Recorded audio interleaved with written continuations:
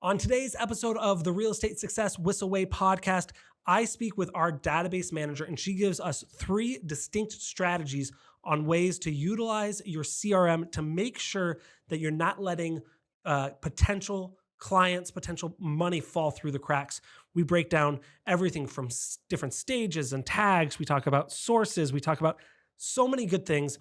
If you don't consider your CRM management a 10 out of 10 right now, make sure you watch this, make sure you share this with someone so that you can increase your efficiency with literally 3 simple strategies. That's this week on the podcast.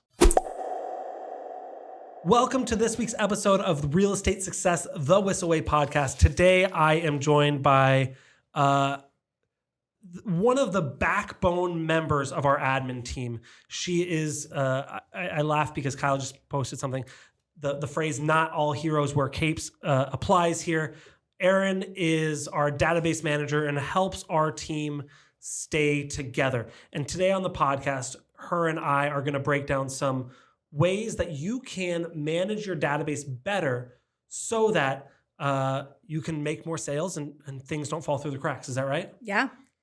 Erin, before we get started, tell me a little bit about what your job entails here. Kyle likes to call me his CBO, his chief babysitting officer. Okay. Or cat herder. Yep. Trying to manage 90 agents inside of our CRM is a daunting task, but it takes patience, but I do it well. And that's basically what my job is just to keep the agents doing what they're supposed to be doing in a way that makes them want to keep doing it. Yeah, so you take off a lot of the management, the back end, the system oriented. We know agents, a lot of agents are high Ds. If you're listening to me and you've got this far and you're a high D, thank you so much. Congratulations. The high C personality in the disc profile, the person that's excited about numbers and graphs and blah, blah, blah. Most agents aren't that way. That's not really how this business is built. If you are a high C and you're an agent, I love you for it. But most agents are very, give me the bullet points, move on, let's do the next thing, action, action, action. But we know we need that foundation below it. So today I want to talk about some best practices for managing your CRM. And I want to make sure that when we talk about this, I want to be very specific and action oriented.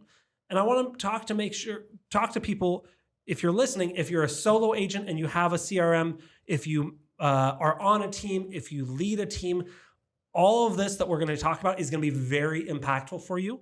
Now, not everything may apply to you, right? If you're a solo agent, you're not hiring a database manager as your first hire. You should not. And if you already have a database manager, maybe this is a podcast. Again, if you're a team leader like Kyle Whissel and you have a database manager, you're not going to want to listen to this podcast, but forward it to them. So that way that we can hopefully take some valuable insight from here. So all that being said, and if you're watching this and you like it and want more of it, go to thewhisselway.com. From there, you can subscribe to our YouTube channel, join our private Facebook group, subscribe to the podcast. I was doing good. Join our referral network, sign up for our weekly newsletter, and ask us questions. We like to answer the questions you have for us here. And if you are interested in doing video, if this year has been tough for you and you want to work with more people that you know that like you and trust you, and you want to figure out how to do that, our Media Mayor Mastermind course is for you. It's 6+ hours, I believe, of content that gives you the step-by-step guide on how to create community content that converts in your business. So if you want more information about that or anything else, go to thewhisselway.com. All that being said, Erin, now you talk for 20 minutes and I shut up. Okay. So Erin, what's the first thing that people need to do to make sure that they're utilizing their CRM the best? First thing is you need to get organized. And so that you need to add leads to your database. Okay. So that can be your dog groomer, your kids teacher, whoever is in your sphere. But then you also want to add open house leads. You want to add whatever other leads you're either buying into or other platforms that you're using to acquire leads. But you need to get them in the database in order for you to follow up with them. So I'm going to actually change your number one because I think we're going to get into it too. But step one is utilize your CRM. Yeah. Whether you pay for it, whether your team pays for it, whether your brokerage pays for it. I know KW has theirs. I know EXP offers KV Core. Mm-hmm. I know we utilize Follow Up Boss. But whatever you have, make sure you're utilizing it. If you're using HubSpot, I'm working with a team that's using HubSpot, and they say, yeah, we're thinking about getting texting. Get your phone calls from it. Get your texting from it. Utilize your CRM. That is your business phone. That is your contacts list. That is your everything. Use that. Don't rely on your cell phone and Facebook and Google Sheets. So step one, utilize it. Yes, it is the best asset and most valuable asset you can possibly build as an agent is your database. But you have to have one and use it. And then I think the next phase is when you said be organized, you got to go in with some intentionality here. Because what I think a lot of agents will do is say, okay, I have my CRM, and I know a lot of agents will do this because we've done it. And you've been with the company 5 years? Almost 5 years. And we're still getting it organized. Sure. And so if you can start from the beginning of being intentional about it and not doing a lead source for if you did a lead source for every single open house, that's silly. And I say that because we did it, and that's silly. There's no way for you to track and go, oh, I got 12 leads from this open house on Sevilla. I'll just do more of that. Well, the house already sold. You can't do more of that, right? So you got to be intentional. And Erin, I want you to break down some of the areas that a lot of agents aren't intentional about. But if you start from the beginning or you start now, it's going to make your life so much easier, right? So get organized. So what does that mean? There are different layers to this organization. So you want to, one, choose lead sources that make sense for the lead. So is it an open house lead? Is it a Zillow lead? Is it a Redfin lead? Is it a Sphere lead? These are your intention to call them is different. Mm-hmm. They come in on a website, you met them in person, you know them. So your phone calls, your text messages, your email campaigns are going to be different for each and every one of these lead sources. So you want to make sure that they're categorized correctly. Yes, and exactly. Their intention, their process is different. What Chris, our COO, has taught me and taught us, and we spent a lot of time last quarter or the quarter before really diving in. We had 200 plus lead sources.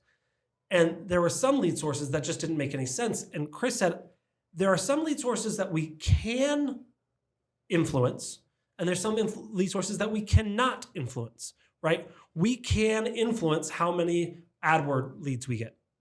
Pay more money, right? We can influence how, in some way, how many portal leads we get from Zillow or OpCity or whatever, right? There are things that we need to track, but there are some things that we can't influence, right? Hey, I want different, phone call-ins, or like, oh, I want, if you're not paying money for Yelp and you're saying, okay, every month I'm making sure we're uploading photos and we're responding to reviews and we're doing all the things, and you say, oh, I want more Yelp leads.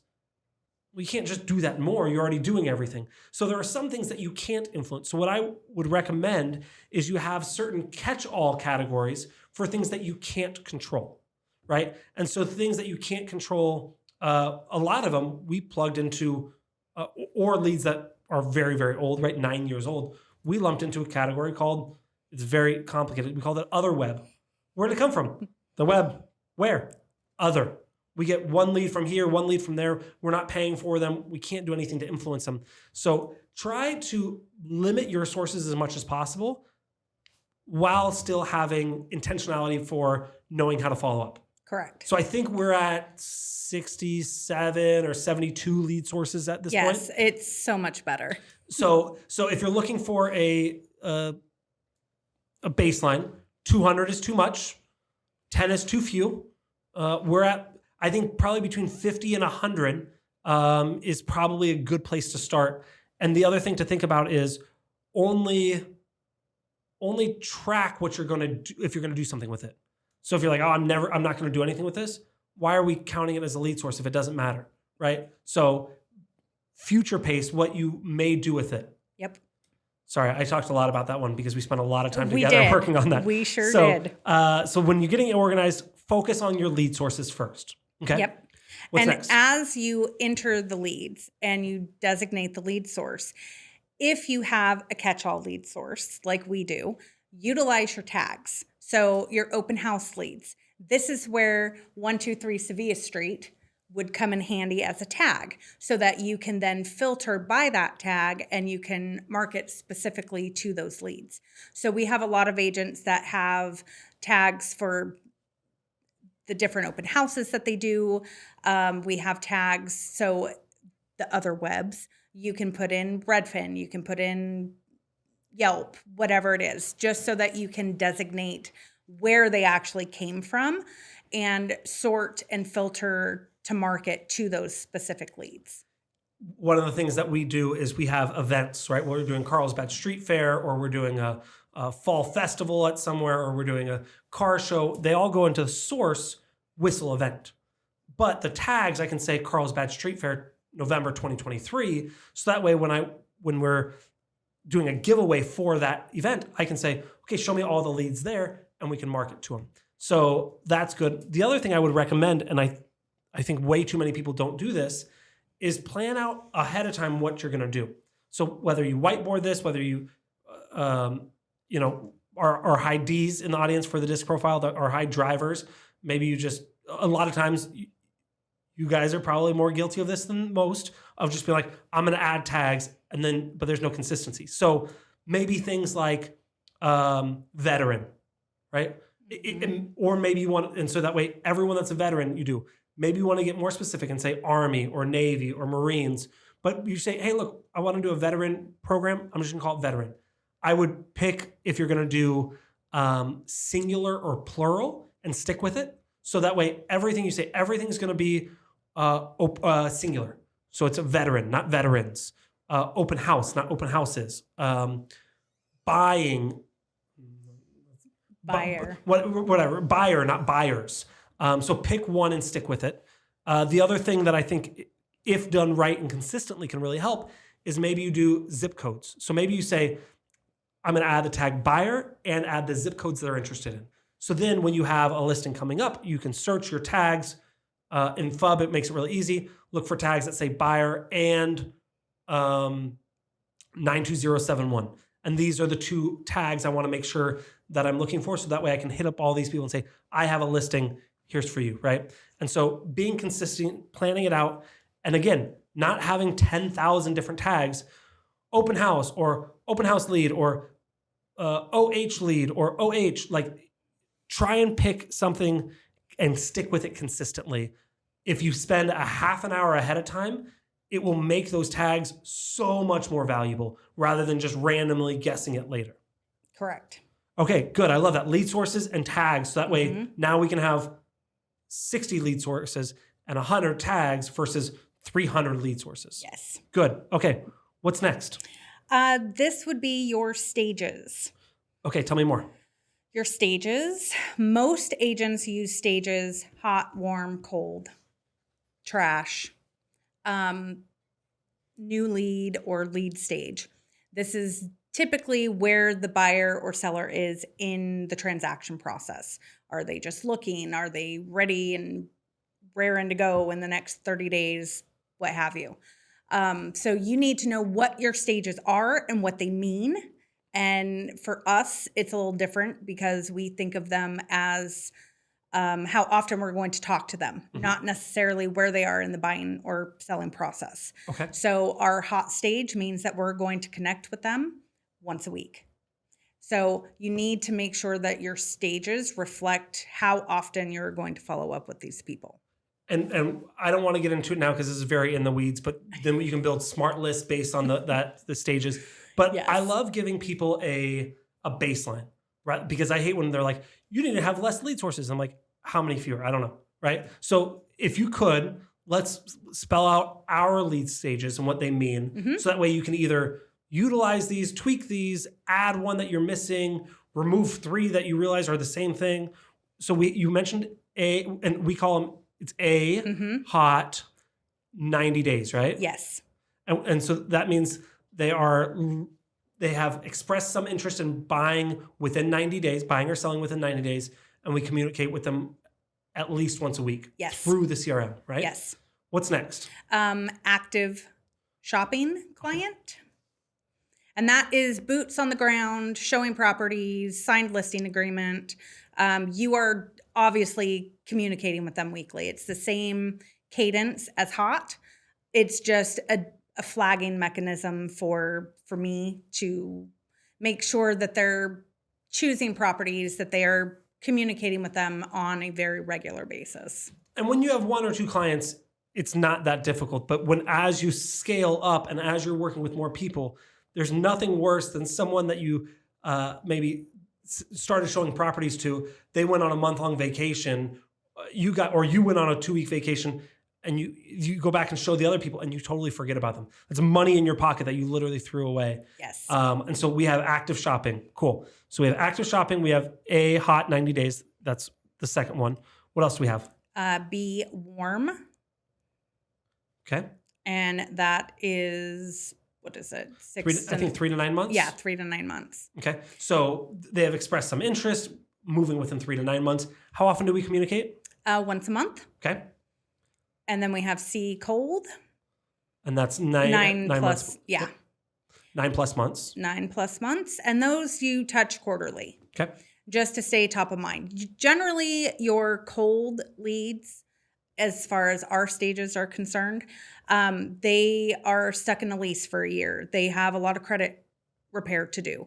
So they're not ready, but you still want to stay top of mind. You still want to check in with them once every couple months just to, how are things going? How's the dog? Whatever. The client events. Yeah, yep. exactly. Well, I think we have a couple more. We do. We have archive. Okay, what does that mean? Archive is generally they're looky-loos. They're not looking to buy for 3 to 5 years. They live in Florida and they were just looking on the website, other agents, a myriad of reasons, but they have no real intention of actually following up. So, but it's really actually nice to have that lead stage so that you can filter by archive with new activity, because you never know. They could have gotten orders and moved out to California and they're ready to buy now.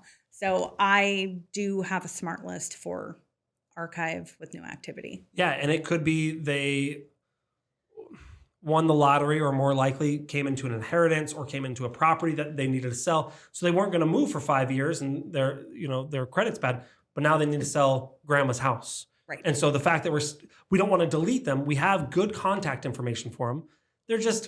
We don't need to contact them on a regular basis. That being said, our warm, cold archive, they get our weekly emails, they get retargeted, they get that stuff just at a different cadence. I think we have 2 more. We have pending, right? Pending, under contract. And so obviously you're communicating with those, but that gives us as a leadership team, as a sales team, a good indication of where's our pipeline looking like now. Even though we know it's going to take 30 to 60 days to get paid, we can start looking forward and saying, this is the revenue that's coming in. So that one's called pending / under contract, right? And then we have trash. We do have trash. And I think that's something that Fall Boss has, something we can't get rid of. But trash is when we don't have good contact info, right? Right. 0 contact information, bad contact information. Some agents do put other bad communication with agents in there. So if someone called you and said, I'm going to do bad things, never call me again. You want to put them in trash so that way they don't come up and you go, oh, cool, I've never heard. You don't want to delete them because you want to know, hey, this guy's a jerk and I don't want to talk to him. Or you obviously no contact information. Yeah, but generally it's for those leads that come in with yomama@gmail.com and that sort of thing. Those are usually the type of leads I use as test leads. So I'm all right. aware. So being organized, we need our sources dialed in. 50 to 100 is a good place to start. If you're way higher than that, start trimming down. If you're way less than that, maybe look to see if it makes sense to segment out a little more. Tags, coming up with a tagging mechanism, singular versus plural. And then what are you going to tag? Are you going to tag buyer, seller, veteran, zip codes that they're looking for? Maybe you might tag, you might say, hey, these are the lifestyles they're looking for. They're looking for walkability, or they're looking for community activity. Maybe you do something like that, but build it out first. That way you keep using the same. One, you don't say walkability, and one, you don't say likes to walk, and one isn't walk score. Like, right? Use the same terminology. Then we have stages. We just explained all of our stages. What else? So what else do you need to do to stay organized? And this is building it up or refreshing your CRM. Make sure to put in accurate and precise notes. Tell me more. So your open house leads, they come in, you have conversations with these people, or you're supposed to have conversations with these people. It'd be really weird if you don't. So this is a place for you to remind yourself what you talked about. Couple with funny hat with a flower in it, husband wore a red shirt, looking for 3-2 down the street, really liked the backyard on this house. That gives you a talking point when you're going to follow up with these leads. And that's the whole point of putting them in the CRM in the first place. And now we have, in Follow Up Boss, we have a notes section and a background section. And I know people utilize them differently. We talked about this on a huddle recently. What would you, and if you don't have this, I think most do. Most systems have, in Follow Up Boss, the background is a persistent field. It's always at the top. You can see it right away. The notes, if you wrote funny hat, red shirt, that gets buried after email communications, their website activity, it gets buried below. So what would you say is important in notes versus background? So notes are going to be just your general follow-up. You log call notes as you call them. Your background is going to be your key points of discovery that you find out through talking with them. You're going to put appointment information. You're going to do LP Mama up there. Damn it.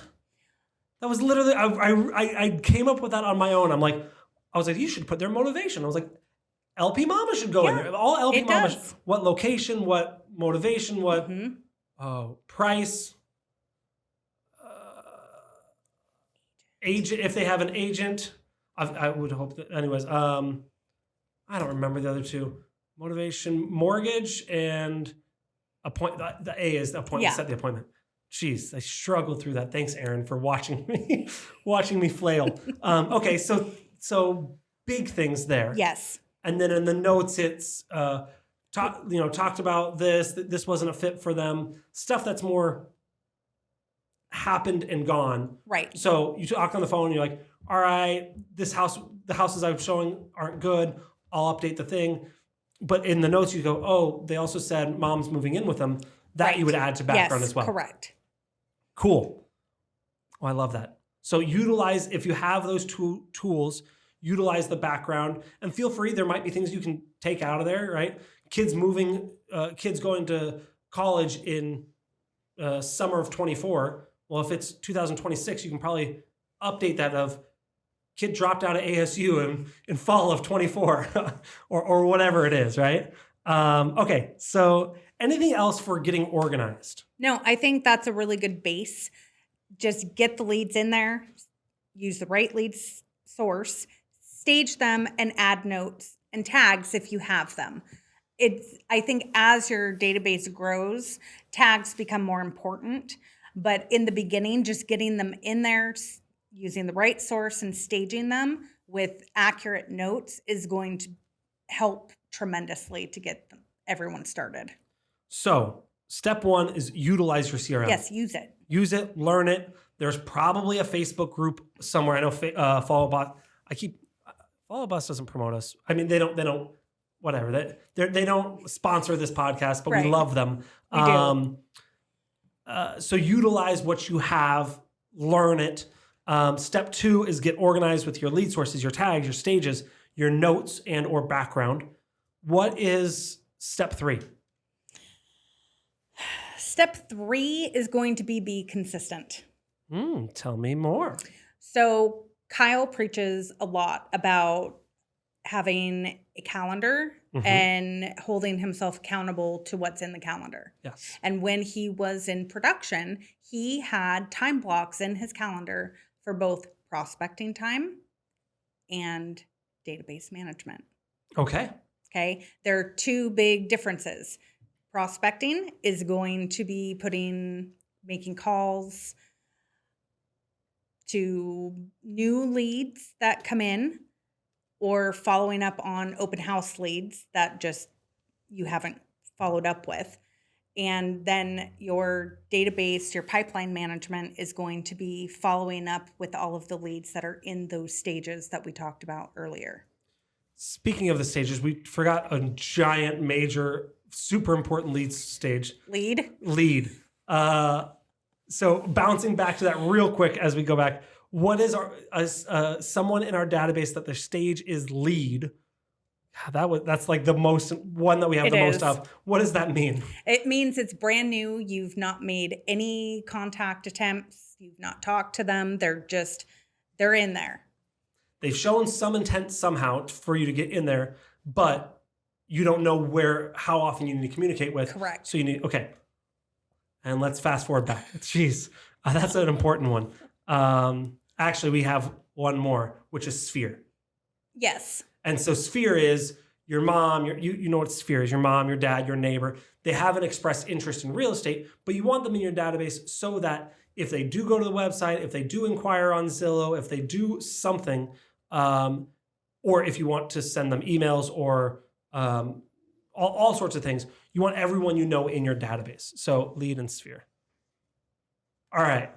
See, we were not as organized as we thought. That was my fault.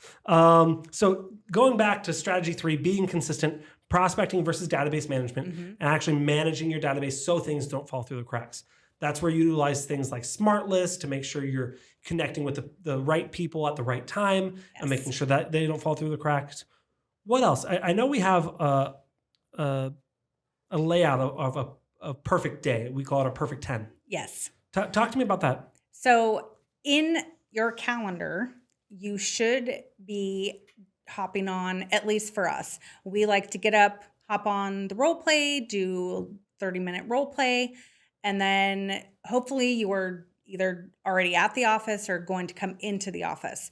First thing you do, you open your laptop, you look at your calendar, you look at your inbox, your emails, you clear your tasks if there are any. That's, I think, in the weeds and something you and I both are very passionate about not using.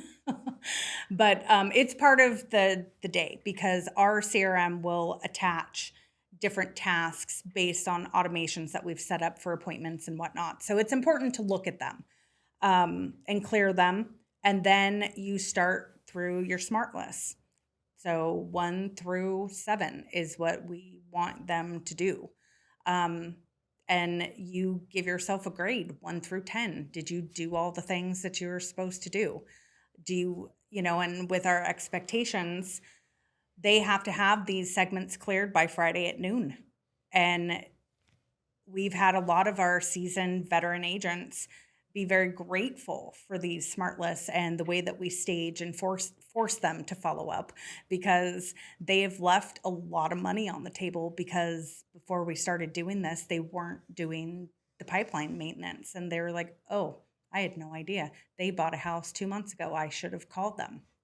Smart Lists is a whole other podcast. Yes, if you want to see a podcast where we break down what are Smart List 1, Smart List 2, 3, 4, 5, 6, 7, to make sure we connect this with our leads, let us know if you're watching on YouTube or on our Facebook group. Let us know if you want that. And if Erin is able to, we'll get her to come back on this and talk about what that Smart List is.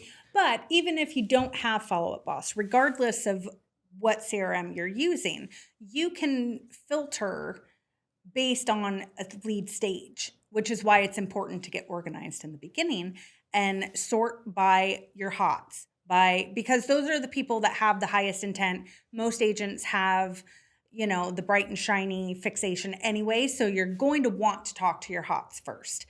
Well, you should be calling your leads first, then hots, warms, just most of the people in your pipeline are just there so that they know who you are. Mm-hmm.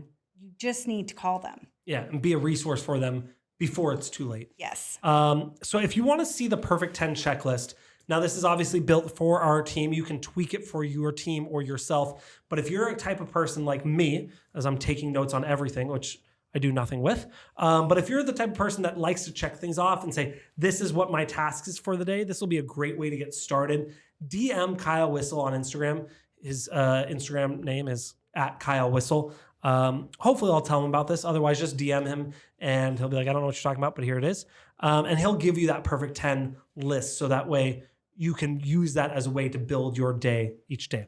So for the third strategy, being consistent, having database management time in your calendar, scheduling your day so that way you're constantly doing it each day. Anything else to that? Just do it. Oh, that's, I think, trademarked. Well, how about just make the action and execute on it? Well, do it every damn day. Cool. Just do it every damn day. Like, there are no excuses. You talk to successful agents. What do? They make phone calls every damn day. Mm-hmm.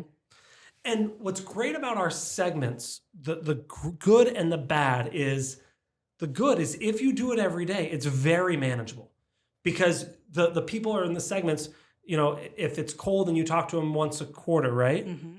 Well, once I call them today, they're not going to show up for another 90 days. So I don't have to call. It's not going to get progressively bigger. However, if you skip it for a day or a week or a month, now that list where it was 5 people in list 1, 7 people in list 2, 3 people in list 4, whatever, I skipped a number. Instead of having small manageable numbers, then you get to 80 people in list 3. Right. And you're like, I can't call 80 people today. No, and with saying that, remember that the stages are fluid. Yeah. Just because you put them as cold does not mean that they're going to stay that way. Mm-hmm. That's why you follow up with them every 90 days. So that when you talk to them and they're like, oh, we've actually been doing a lot of credit repair and we'll probably be ready in a couple months to start looking. Great. So now you're going to move them to warm. Mm-hmm. So that next month they're not going to be in that last smart list. They're going to be a little closer to the top. And you can massage them a little bit more and just check in with them. And vice versa. They were hot and you were calling them every week. And then they tell you, you know what? Johnny just lost his job. He's going to go back to school so he can become a doctor or something. I don't know. So we're actually not going to buy the house. We're going to stay here and continue to rent or whatever. So now you don't want to keep calling them like, so Johnny, you got a new job? You're still at school? All right, I'll call you next week. Like, that's lame, right? Yeah. And so then you can move them and go back and forth and they'll end up in different smart lists. Erin, this was really good. Good. I think this is really actionable. We talked about the 3 strategies, right? Utilize your CRM is number 1. Number 2 is getting organized within your lead sources, your tags, your stage, your notes. Make sure it works for you. And strategy 3 is be consistent. Utilize it, do it every damn day, put it in your calendar, have a process so that you don't have this overwhelming, daunting task, but you also don't sit there and go, well, I don't know what to do. It gives you manageable bite-sized pieces. And I think a lot of real estate agents, and myself included, I'm not an agent, but get overwhelmed with the amount of stuff to do and you do nothing. So this helps break you down in manageable content. If you guys want to see a podcast on, oops, I dropped my pen. If you want to see a podcast on our smart lists, how we structure them, again, Follow Up Boss is what we use, but you can use these in this type of system in many CRMs, most CRMs. Let us know, and we will do another podcast breaking down the smart list and exactly how you can do that manageable bite-sized pieces. Before we get to our Whissel Widget of the Week, if you like this, please, please, please, I would love for you to visit thewhistleway.com. There's so much information on there to help you grow and build your business for free. Connect with community of like-minded real estate agents that want to be better. Go to thewhistleway.com. Also, as much as you love reviews for your business, we love reviews for our podcast. It fills my cup. I'm a words of affirmation guy. So seeing those reviews coming through, telling us stories of how this helped or how you learned something new, really, really, really, I love that. It helps me. It helps keep this podcast fun, exciting, us wanting to go forward. So if you enjoyed this, write a review, share this with a friend, share this with your team leader, share this with your database manager, share this with someone you're looking to recruit and say, hey, we already do this all internally for you. If you like, cool, use this and recruit to your team. Let's go. So that's that. So switching gears a little bit here, our Whissel widget of the week. This is something that we use in our business or in our life that saves us time, makes us money, or helps us have more fun. Erin, I'll let you go first. What is your Whissel widget of the week? My widget of the week is Text Expander. I'm going to give a shout out to our Director of Operations, Miss Shannon Yousefi. She's amazing, FYI. Text Expander is just an extension that you download onto the computer and you set up little smart shortcuts, abbreviations and shortcuts. And when I am chasing my 92 cats and having to type the same paragraph every single 92 of those cats, it's really nice to just type in 3 letters and have the whole paragraph type out for me. I am currently in the process of building out email templates and templates for all kinds of things. And every time I do one, I get so excited. It's literally saved me so much time. Stupid little things like .em space is what I have is for my email address. Mm-hmm. Like it's like so easy. It's so lovely. I have things like .mmm and it says Media Mayor Mastermind and it has the URL. So literally just doop, there it is. It's so amazing. Common things. Kyle uses this when you DM him about the Perfect 10 checklist. He'll probably have a text expander thing where he just does .perfect10 and it'll have a paragraph. So that way he can give you all the information without searching it, finding it, copying and pasting it. It's great. And they have a keyboard for iPhone as well that you can use. It's amazing. It's great. My widget is something that's been around for a long time, something I never knew how to use, something that I'm really learning to enjoy, helps me learn things that I didn't know I needed. And it's not new, but it's it's Reddit. Sorry, that's a different one. It's Reddit. And what I love about Reddit is you can subscribe to different topics. I think they call them subreddits, but things that you're interested in. And it will show you conversations that people are having around those topics. So things like Chat GPT, marketing. If you like a sports team, I guarantee you they have subreddits on that. They have a lot of subreddits on things that are particular to hobbies. So I'm sure they have gardening and all sorts sourdough of bread making. I'm sure they have something like that. So it's great to see kind of niche topics that constantly get posted about. It's kind of we talk about geographic farming in a certain geographical location, right? San Diego. This is kind of a way to do demographic, not necessarily farming, but based on a certain topic. So Reddit is my widget. Erin, I know someone's watching this. I know lots of people are watching this and they absolutely love you. They want to pick your brain. They want more information. How do they get in touch with you? You can email me at Erin, ERIN, at whistlerealty.com. And Erin is the best at email. She has like one email in her email inbox at a time because she filters it everywhere and it's always at 0 to the point where I'm like, ooh, I need to send out a lot of emails. I'm going to use Erin's email as the follow-up because she will make sure things get responded to, that they get logged. So if you email her, she will get it. If you ask her a dumb question, she'll probably tell you it was a dumb question. No, I'm kidding. Erin's the mom here. We love her. Thank you so much. I know you added massive value. Good. I'm glad. I'm happy to be here. We will see you next week on the Whissel Way podcast. Wait. Before you leave, I want to share some more tips and tricks that we're using in our business to take it to that next level. Just click right here. And don't forget to subscribe. Click right here.